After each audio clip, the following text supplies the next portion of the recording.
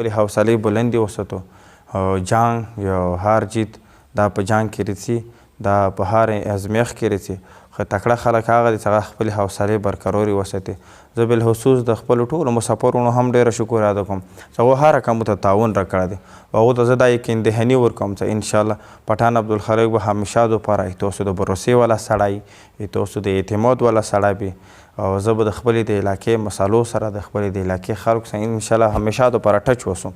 هېڅ کله د خپلې علاقې خلک به په یو سرعت کې نه پرېږدم، د خپلې علاقې اواز به په یو سرعت کې نه پرېږدم، د خپلې علاقې مسالې به په یو سرعت کې نه پرېږدم. انشاءالله مو دې دپاره پر امید او بیا هم د ټولو هغو ملګرو چې څومره هم یې مسافرونه دي، زما نوم چې هغو ته یمو ملګرو ته یمو مسافرونو ته ډېر دوک رسېدلی دی د مو په هر سره.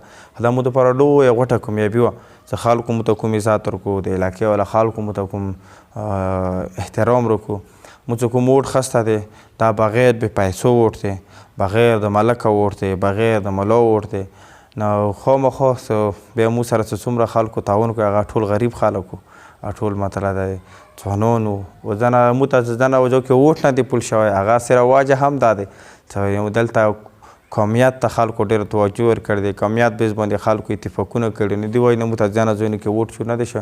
خو زه امید لرم چې دا څومره هم د قومیت والا خلک دی یا د قومیت چیغه لګوي، د قومیت ناره لګوي، نه دې سره علاقې ته ګټه نه رسي، دا صرف عراضي ګټه وي، عراضي وخت دپاره دوی خپل یو منصوبه بندي کوي. نو بیا هم د ټولې علاقې علماو ته، د ټولې علاقې مشرانو ته، د ټولې علاقې ځوانانو ته نو دا مو اپیل دی چې د خپلې علاقې هر یو هغه کار څخه د مو علاقې بهتري دپاره وي په کار څخه کې مو برچړ کړه حصه وخلو.